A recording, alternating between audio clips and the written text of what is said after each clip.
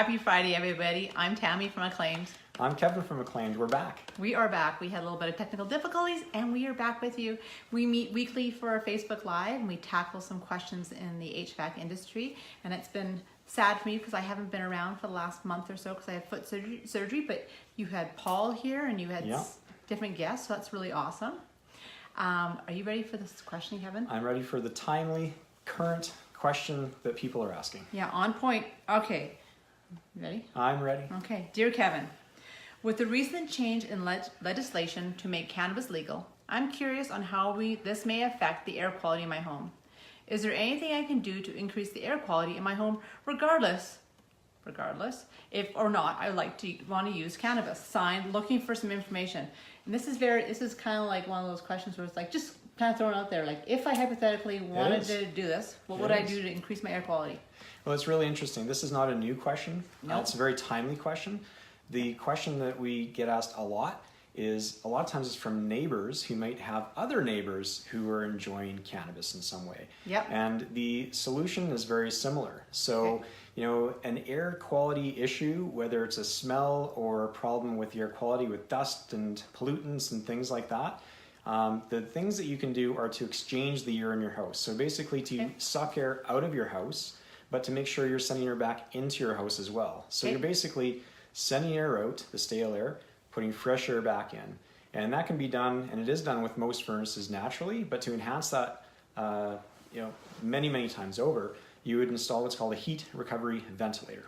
And that otherwise device, known as a HRV. Okay. Right, and it's this big box that's downstairs in your furnace room. If you have one, it's a lot of times hanging from the ceiling, and new houses, they have those. It's been code to have those in there for a year or so. And so newer houses, you'll have them. Everybody else doesn't, but they can be retrofitted. They can be put into older houses. And so what happens is that it runs a fan and it pulls stale air from an exhaust point, 1 or 2, 3 or 4, in your house, and it sends it outside. And what happens at the same time is it's sending fresh air back into your house. And it has a heating core where the hot air from your house kind of heats that cold air coming back in. But related to this question, besides all the efficiency savings and what an HRV is, it's taking the air out of your house and putting it back in. And those HRVs can do that 24 hours a day, really economically, because it's capturing the heat before it leaves your house. So now, does it filter the air?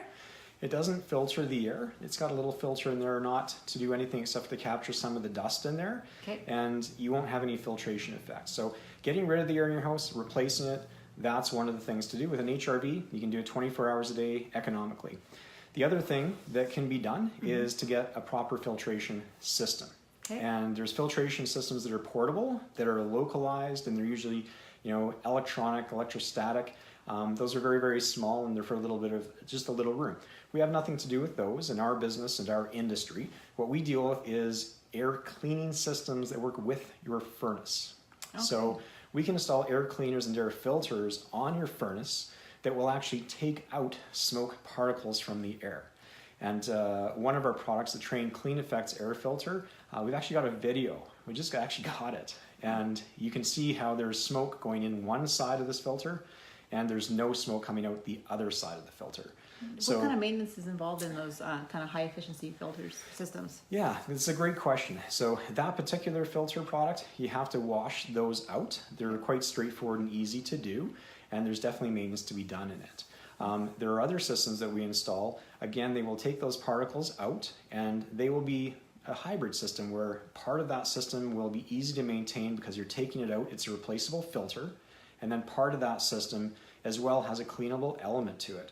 So I would call those ultra high efficiency air cleaners. And those are great because they work with your furnace that's running anyway.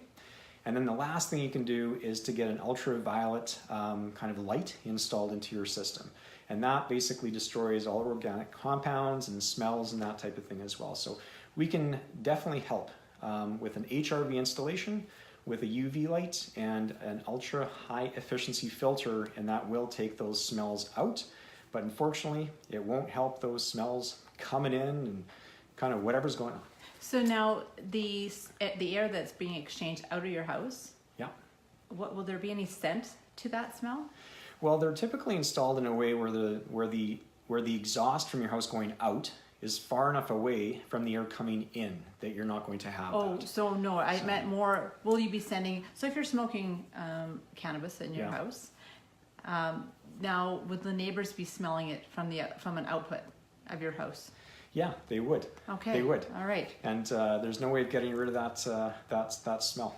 Okay. Yeah. All right. So that is interesting. Now it's funny you were talking about the HRV. Yeah. Because the HRV this week in the Energy Efficiency Alberta, they announced some other rebate programs. Oh, great. Yeah. And so one of them they talk about. So many years ago, in 2010 or so, when we first started installing furnaces and ACs. Yeah. There was a program back in the day where you had to have an energy audit done. Right. Correct? Correct. Yeah. So they're now looking at doing that again with an auditor coming into your house and listing out things that you could increase for efficiencies. Okay. And then there's more rebates. There's quite a gamut of things, but it's kind of hard to find on the Energy Alberta website. So where you have to look under is home energy plan. So a lot of things on there are really interesting. In terms of things that we've already known about, like the hot water on demand and such. But this one here talks about HRV systems, which would be in 2010. Those rebates were substantial. Yeah, they were substantial, and there were a couple of programs. That one there was for high efficiency furnaces changed out primarily. That was kind of the number one thing, and to do that. And some other energy stuff, you had to have somebody come in, and again, like you say, an energy audit. So somebody comes in, that's something that we don't do, and they basically put a big fan on your front door, close everything up in your house, and one of the things they test is how much air leakage your house has, how tight your house is built, and so forth. And one of the reasons the HRV is part of that topic is that if your house is sealed up really, really tight, then there's a problem with not enough air being exchanged through the house. So it's a good and bad thing. If you've got a really tight house and it's sealed up well, then you really should have an HRV. Okay, so we'll list that link to that exact new site. There are only, you have to make sure that you get your house audited by an approved vendor. So that's important that you do that, because you can miss that step and then run down the line for the rest of it. But if you don't have the audit at the beginning and the audit at the end, everything in between will be null and void, which would be very, very sad. I mean, other than you having a higher efficiency home, but it'd be sad to miss out on the rebate. And when is that active? Is that active just right now, or is it coming up? And I'll tell you why I ask, as you kind of look at that. Yeah. Well, one of the things is, I mean, it's great that Energy Alberta is doing these things. They don't exactly make it really simple for even us in our industry to kind of interpret it. Yeah. And so kind of watch for that on our website and Facebook and such. But one of the things I can tell you is that back in the day, there were lots of energy audit companies because of those rebates. As soon as there were no rebates, there are almost no energy audit companies. Really hard to come by. Yeah. So with this coming in place, if there's good value and there's good rebates and such, they will be easy to find. And I think before the cost was about $150 before, but then you had to do one after also. Yeah. And after it was $150. So we'll have all of that updated on our Facebook and on our website. So check back often, and we'll check back and we'll kind of give you an update next Friday. Yeah, that sounds good. I will look into it. I just saw this yesterday, and I did send an email in. They did answer some of the questions to just confirm the HRV and to confirm that you need to have an audit done now. It did say that they are opening lines for making the appointments with auditors, so I'm assuming it's now, but that's an assumption. Okay. All right. Good. And I see Casey watching, giving us the thumbs up. He's all about energy efficiency. And one of the things that I noticed, and it's been a long time going, but there's been thermostats that have had a rebate. And the price percentage per the item is substantial for the rebates for the thermostats. So Nest thermostats, Casey loves Nest thermostats, and they cost, a few $100s or a few $100s. But the rebate on that is $75. And it's you just fill it out online, you submit your receipt, and you get a rebate check. Right. Where on some furnaces and stuff, it is also $75, but per the price of what it is, it's substantial for the thermostats. Right. So anyway, that will be some more information.